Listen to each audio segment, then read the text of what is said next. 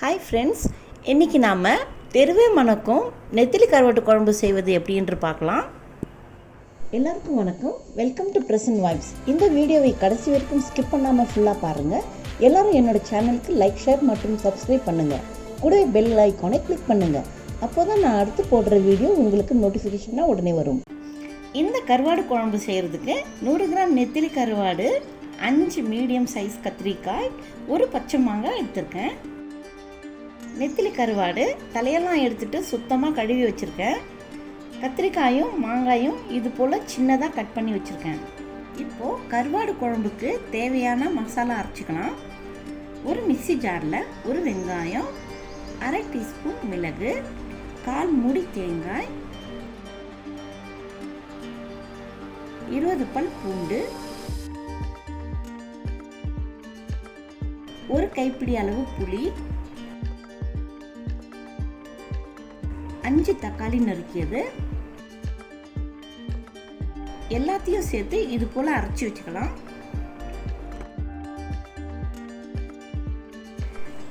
நான் மண்சட்டி கடாயில் தான் கருவாடு குழம்பு செய்ய போகிறேன். மண்சட்டியில் குழம்பு செய்தால் ரொம்பவே டேஸ்டாக இருக்கும். அடுப்பில் கடாயை வச்சு நெத்திலி கருவாடு, அறுத்து வச்சுருக்கிற கத்திரிக்காய் மற்றும் மாங்காயும் சேர்த்துக்கிறேன். அரைச்சி வச்ச மசாலையும் சேர்த்துக்கலாம்.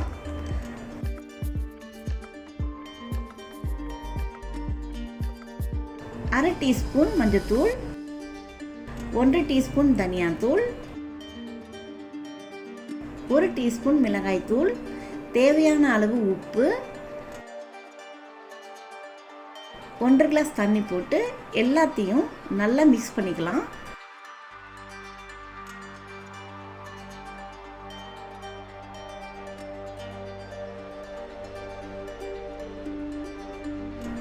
இப்போ மூடி போட்டு காய் வேகிறதுக்கும் மசாலா வாசனை போடுறதுக்கும் ஒரு 10 நிமிஷத்துக்கு வேக விடலாம். 10 நிமிஷம் ஆச்சு. இப்போ பார்த்தீங்கன்னா காய் நல்லா வெந்திருக்கு. குழம்பு ரெடி ஆயிடுச்சு.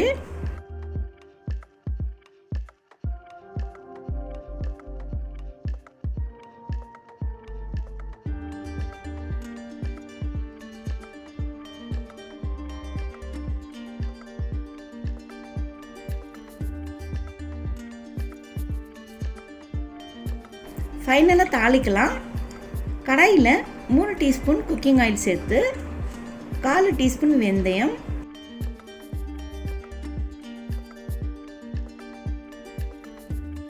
1 பெரிய சைஸ் வெங்காயம் பொடியாக நறுக்கியது, 5 பச்சை மிளகாய் நீல வாக்கில் நறுக்கியது, 2 கொத்து கருவேப்பிலை சேர்த்து வதக்கிக்கலாம்.